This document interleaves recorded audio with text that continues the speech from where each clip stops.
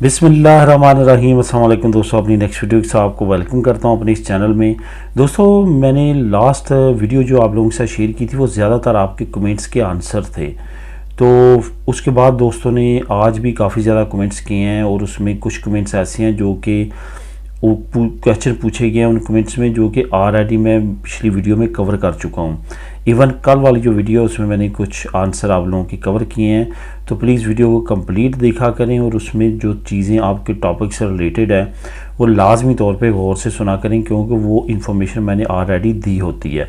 बार बार repeat करने का कोई फ़ायदा नहीं है। इस तरह से दूसरे टॉपिक जिस पे बात करना होती है या जो नई न्यूज़ आई होती है जो आपको बताना ज़रूरी होती है वो मिस हो जाती है। इस वजह से वीडियोस को कंप्लीट देखा करें, इन्फॉर्मेशन को कंप्लीट सुना करें, देखा करें, ताकि आपको उसकी सही जो है वो आप तक इन्फॉर्मेशन पहुंच सके। इंग्रेसो मिनिमा विटाल के बारे में बात करेंगे आज, अपनी पहली न्यूज़ के बारे में। इसके बाद स्पेन हुकूमत ने वर्कर्स के बारे में एक अहम ऐलान किया है। कौन सी बैंक में अकाउंट खोलना चाहिए, इस पे काफ़ी दोस्तों के कमेंट्स आए। इटली में एक नई पेशरफ्त हुई है, उसका इमिग्रेंट्स पे क्या असर होगा, इस पे बात करेंगे वीडियो के आखिर में। सबसे पहले तो इंग्रेसो मिनिमा विटाल की बात करते हैं। इंग्रेसो मिनिमा विटाल, बहुत सारे दोस्त ऐसे हैं, बहुत सारी फैमिलीज़ ऐसी हैं जो ये समझती हैं कि एक ख़ास कैटेगरी में, एक ख़ास एरिया में या एक ख़ास लोगों के लिए ये इंग्रेसो मिनिमा विटाल है। और कुछ लोगों के जहन में यह है कि ये सिर्फ़ और सिर्फ जो यहाँ के स्पेनिश नेशनल हैं, इवन जो स्पेनिश नेशनलिटी जिनको मिल चुकी है बच्चों को, या यहाँ की जो लोकल रहने वाले हैं, सिर्फ उन्हीं को इमदादें मिलती हैं और किसी को नहीं मिलती। इसमें बिल्कुल भी सच या सदाकत नहीं है। तमाम लोगों के लिए एक जैसा जो है वो इमदाद का तरीक़ाकार है, एक जैसी ही कैटेगरी रखी जाती है और एक तरह ही आप लोगों के साथ निपटा जाता है। यहाँ पे आपको ये बताता चलूँ कि इंग्रेसो मिनिमा विटाल कोई एक ख़ास कैटेगरी के लिए या किसी एक ख़ास इलाके के लिए नहीं है, बल्कि ये एक नेशनल लेवल पे एक नई इमदाद है। इस इमदाद के ज़रिए तमाम इमदादों को कवर किया गया है। यानी कि पहले जो छोटी छोटी इमदादें थीं उनको तमाम को कवर करके एक ही इंग्रेसो मिनिमा विटाल बना दी गई है। उसी में आपको जो है वो इमदाद मैक्सिमम और मिनिमम दी जाती है। यहाँ पे इंग्रेसो मिनिमा विटाल 2023 में और ज़्यादा मौसर होने वाली है। 2022 में भी इसके रिज़ल्ट्स काफ़ी अच्छे रहे हैं। तो यहाँ पे ख़ास तौर पे वो लोग जो यहाँ पे फैमिलीज़ के साथ हैं और उनकी फ़ाइनेंशियल कंडीशन इतनी ज़्यादा अच्छी नहीं है, वो इंग्रेसो मिनिमा विटाल लाजमी तौर पे अप्लाई करें। इंग्रेसो मिनिमा विटाल के ज़्यादा से ज़्यादा मैक्सिमम चांसेस होते हैं कि वो फावराबले हो जाएगी। यहाँ पे वो लोग जिनके नाम कोई ना कोई प्रॉपर्टी है या जो अपने घर में रहते हैं या इस तरह की और लवाजमात हैं, अगर उनकी किसी वजह से इंग्रेसो मिनिमा विटाल नहीं लगती तो इट्स नॉट मीन कि इंग्रेसो मिनिमा विटाल सिर्फ़ और सिर्फ स्पेनिश लोगों को मिलती है या जो जहाँ के नेशनलिटी होल्डर बच्चे हैं या वालिदैन हैं सिर्फ उन्हीं को मिलती है। ऐसा नहीं है, तमाम लोगों को यकसर जो है वो डील किया जाता है। इंग्रेसो मिनिमा विटाल में एक और बड़ा फ़ायदा ये भी है कि इसमें फैमिली के जो तमाम अखराजात हैं उनको कवर किया जाता है। कुछ एरियाज़ ऐसे हैं जहाँ पे जो इंग्रेसो मिनिमा विटाल में ही अयूदा दी अल्कलेर भी डाल दी गई है, लेकिन most of the part of the Spain में ऐसा नहीं किया गया। जो एक अयूदा अल्कलेर है उसको सेपरेट रखा गया है, उसका एक सेपरेट अदारा है जो उसको डील करता है। तो मैं दोस्तों यही कहूँगा कि मैक्सिमम कोशिश करें कि इस इमदाद से ज़्यादा फ़ायदा उठाएं। जो फैमिलीज़ इमदाद से रिलेटेड इंफॉर्मेशन जानना चाहती हैं और नई से नई इमदाद की स्कीमें या नई से नई न्यूज़ सुनना चाहती हैं, उनको यही मैं कहूँगा कि इंग्रेसो मिनिमा विटाल में आप ट्राई करें। सबसे पहले उसको चेक करें, अगर वो आपकी लग जाती है तो आपके लिए 2 साल के लिए मिनिमम जो है वो अच्छी खासी इनकम का ज़रिया बन सकती है। 2 साल के बाद ये रिन्यूएबल होती है। अगर आपकी फ़ाइनेंशियल कंडीशन इसी तरह रहेगी तो ये रिन्यू भी हो जाएगी।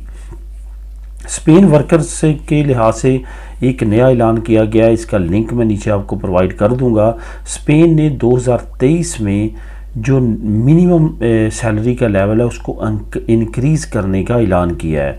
आपको मालूम है कि पिछले 10 साल का अगर आप ग्राफ देखें तो 600 कुछ यूरो से अब तकरीबन 1000 यूरो मिनिमम सैलरी है जो स्पेन की बन चुकी है। यानी कि स्पेन में अब मिनिमम तनख्वाह जो है वो 1000 से ज़्यादा है। और अगर आप 14 तनख्वाहें साल की डालें तो वो तकरीबन 1100 कुछ बनती हैं। यानी कि पूरे साल की अगर तनख्वाहें 12 महीनों पे डिवाइड करेंगे तो 1100 कुछ बनेगी। वैसे सरकारी लेवल पे 1000 कुछ सैलरी का लेवल है, क्योंकि छुट्टियों के 2 महीने साल में जो आते हैं और उनकी बमाई तनख्वाह मिलती है, 14 तनख्वाहें मिलती हैं, तो उसको डाल के अगर आप देखेंगे तो फिर आपकी सैलरी मिनिमम लेवल बढ़ जाएगा। लेकिन 2023 में हुकूमत मज़ीद जो सैलरी का लेवल है वो बढ़ाने जा रही है। जैसे कि आपको मालूम है कि इन्फ्लेशन बहुत ज़्यादा बढ़ चुकी है। इन्फ्लेशन बढ़ने की वजह से अब हुकूमत ने ये अनाउंस किया है कि जो मिनिमम सैलरी लेवल है वो 2023 में बढ़ा दिया जाएगा, जो तकरीबन अंदाज़ा किया जा रहा है कि तकरीबन जो है वो 60% तक बढ़ सकता है। यानी कि तकरीबन लगभग 1300 से 1400 यूरो तक सैलरी मिनिमम लेवल जा सकता है, क्योंकि जिस तरह से इन्फ्लेशन रेट बढ़ रहा है उस तरह से उम्मीद है कि सैलरी का रेट भी इसी तरह से बढ़ेगा। दूसरी तरफ आपको ये बताता चलूँ कि इन्फ्लेशन मज़ीद बढ़ सकती है अगर रशिया और यूक्रेन की जंग इसी तरह लगी रही और आने वाले वक्त में मज़ीद फैलती है तो ख़तरात मज़ीद बढ़ जाएंगे और इन ख़तरात के पेश नज़र मज़ीद महंगाई होगी और उसके बाद जो लोगों का ज़रूरियात ज़िंदगी का सामान है या जो भी चीज़ें वो परचेज़ करते हैं उसमें मज़ीद उनको मुश्किलात का सामना हो सकता है। यहाँ पे ये भी आप लोगों को इन्फॉर्मेशन देता चलूँ कि आने वाले महीनों में कुछ मज़ीद आसान अमदादें भी अनाउंस की जा सकती हैं, जिसमें ख़ास तौर पे बड़ी फैमिलीज़ को मद्देनज़र रखा जाएगा। यानी कि तरखेता जो नमरोसा, खनराल और स्पेशल रखते हैं उनको ज़्यादा प्रेफरेंस दी जाएगी। उसके बाद जो लोग बेरोज़गार हैं, उसके बाद जो एज्ड है, उस लिहाज से इमदाद दी जाएगी। इंग्रेसो मिनिमा विताल ऑलरेडी बढ़ रही है और 2023 में हुकूमत की अनाउंसमेंट है कि उसको मज़ीद जो है मौसर किया जाएगा और मज़ीद बढ़ाया जाएगा ताकि ज़्यादा से ज़्यादा लोग जो है इंग्रेसो मिनिमा विताल से फ़ायदा उठा सके। कौन सी बैंक में अकाउंट खोलना चाहिए, कौन सी बैंक जो है वो बेहतर है, यहाँ पे एक दो अहम न्यूज़ हैं जो आप लोगों के साथ शेयर करूँगा। वैसे इसका लिंक मैं नीचे आपको प्रोवाइड कर दूँगा, उस लिंक में आप देख सकेंगे कि कौन सी बैंक कौन से बेनिफिट्स दे रही है। एक तो है कि आप बैंक में अकाउंट खोलते हैं और आपको बाद में कम कमीशन देना पड़े। एक है कि जब आप खोलते हैं फ़ौरन आपको कुछ ना कुछ बोनस मिले। जो नीचे मैं लिंक आपको दे रहा हूँ वो फ़ौरन बोनस वाला है। जैसे आप इन बैंक्स में अकाउंट ओपन करेंगे तो वो आपको कुछ ना कुछ बोनस देंगे। फॉर एग्ज़ाम्पल BBV जो बैंक है वहाँ पे अगर आप अकाउंट खोलते हैं और अपनी नॉमिनल आपकी वहाँ पे आती है, आपके घर के तमाम बिल वहाँ से जमा होते हैं, आप उनके क्रेडिट कार्ड से शॉपिंग करते हैं तो आपको 150 यूरो जो है बैंक अकाउंट ओपन होने पे मिल जाएंगे। इसी तरह मुख्तलिफ बैंकों में मुख्तलिफ जो है बेनिफिट मिलते हैं। जैसे ही आप बैंक अकाउंट ओपन करते हैं उन बैंकों में तो वो आपको फाइनेंशियली कुछ ना कुछ रिवार्ड देते हैं। लेकिन इसके साथ साथ मैं आपको ये भी बताता चलूँ कि बैंक्स वो कौन से हैं जहाँ पे कमीशन सबसे कम है। अगर ओवरऑल देखा जाए तो सबसे ज़्यादा कमीशन में संतंदेर, लकाशा बैंक, सबादिल बैंक है। लेकिन अगर मीडियम लेवल के कमीशन में देखा जाए तो उसमें BBV आता है और दूसरे नीचे बैंक्स आते हैं। ING बैंक को आप अच्छी तरह जानते हैं।